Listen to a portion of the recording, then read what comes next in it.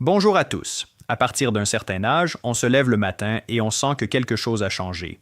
L'escalier paraît plus haut, porter les courses fatigue plus vite, et même se lever d'un fauteuil demande un petit effort supplémentaire. On se dit souvent, c'est normal, c'est l'âge. Mais est-ce vraiment inévitable? Aujourd'hui, on va parler franchement de ce qui se passe dans notre corps après 50 ans, pourquoi on perd de la force et de la vitalité, et surtout, comment on peut inverser la tendance et retrouver une solidité réelle. Pas de promesses miracles, juste des faits prouvés et des actions simples que vous pouvez commencer dès maintenant.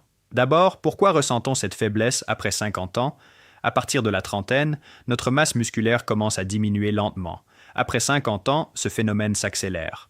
On parle de sarcopénie, la perte progressive de muscles et de force liée à l'âge. On peut perdre jusqu'à 1% de masse musculaire par an et parfois plus si on bouge moins. Entre 65 et 80 ans, certains perdent jusqu'à 8% par décennie. Ce n'est pas seulement une question de muscles qui rapetissent, c'est tout le système qui change. Les hormones diminuent, testostérone chez l'homme, œstrogène chez la femme, moins de soutien pour construire et entretenir le muscle. L'inflammation chronique de bas grade s'installe, elle accélère la dégradation. Les nerfs qui commandent les muscles deviennent moins efficaces. On bouge souvent moins, un cercle vicieux, moins d'activité et plus de pertes musculaires et encore moins d'envie de bouger. Le résultat? On se sent plus faible, plus fatigué, l'équilibre devient moins sûr et les gestes du quotidien, monter les escaliers, porter une valise, jouer avec les petits-enfants, demandent plus d'énergie. À long terme, cela augmente le risque de chute, de fracture et de perte d'autonomie. Beaucoup pensent que c'est irréversible.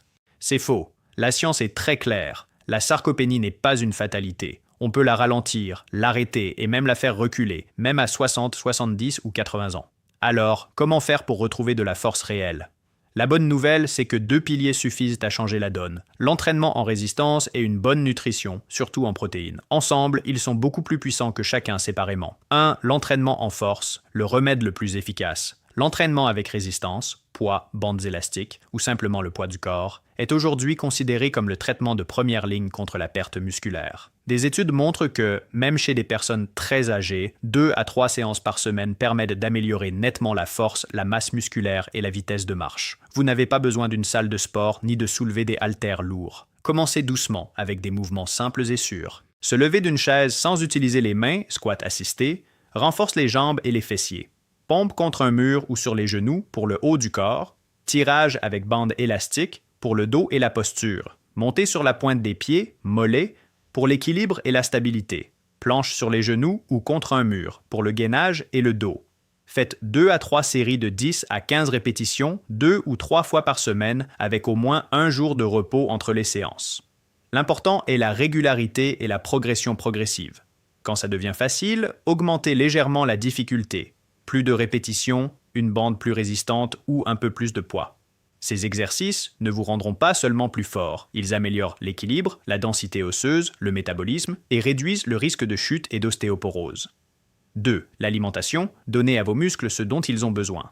Après 50 ans, le corps utilise moins bien les protéines qu'avant. Il faut donc en consommer un peu plus pour stimuler la construction musculaire. Visez environ 1,2 à 1,6 g de protéines par kilo de poids corporel par jour. Par exemple, pour une personne de 70 kg, entre 84 et 112 g par jour. Répartissez-les sur les 3 repas. Sources simples et efficaces. Œufs, volailles, poissons, viande maigre. Produits laitiers, fromage, yaourt grec, lait, légumineuses, lentilles, pois chiches, tofu noix et graines en petite quantité. Ajoutez des légumes, des fruits et des bonnes graisses. Une alimentation de type méditerranéenne, beaucoup de légumes, huile d'olive, poisson, est particulièrement bénéfique pour les muscles et la santé globale. Certaines études montrent que consommer 25 à 41 g de protéines par repas, surtout après l'entraînement, donne de meilleurs résultats. 3. Les autres habitudes qui comptent. Marchez tous les jours, 20 à 30 minutes minimum. La marche maintient la mobilité et complète l'entraînement en force. Dormez bien. Le sommeil est le moment où le corps répare les muscles. Gérez le stress et l'inflammation. Une inflammation chronique accélère la perte musculaire. Une vie sociale active, des moments de détente et une bonne hygiène de vie aident. Consultez votre médecin avant de commencer, surtout si vous avez des problèmes de santé ou prenez des médicaments. Un bilan peut être utile. Le message essentiel, vous n'êtes pas obligé d'accepter de vous sentir de plus en plus fragile. La faiblesse après 50 ans n'est pas seulement l'âge qui avance. C'est en grande partie le résultat d'un corps qui n'est plus suffisamment sollicité et nourri. En reprenant l'entraînement en force et en ajustant votre alimentation, vous pouvez retrouver de la puissance dans les gestes du quotidien, améliorer votre équilibre et réduire le risque de chute. Gardez votre indépendance plus longtemps, vous sentir plus énergique et confiant. Des personnes de 70, 80 ans et plus ont transformé leur vie en commençant modestement et en restant régulières. Vous pouvez le faire aussi. Commencez petit. Choisissez 2 ou 3 exercices simples cette semaine. Ajoutez une portion de protéines à chaque repas. Notez comment vous vous sentez après 15 jours. La plupart des gens remarquent déjà une différence. Moins de fatigue, plus de facilité dans les mouvements. Vous n'avez pas besoin d'être parfait. Vous avez juste besoin d'être constant. Si cette vidéo vous a parlé, partagez-la avec un ami ou un membre de votre famille qui pourrait en avoir besoin. Et dites-moi en commentaire, quel est le premier petit changement que vous allez mettre en place cette semaine? Prenez soin de vous. Votre corps a encore beaucoup de ressources. Il suffit de lui donner les bons signaux. Merci d'avoir regardé. À bientôt et restez forts.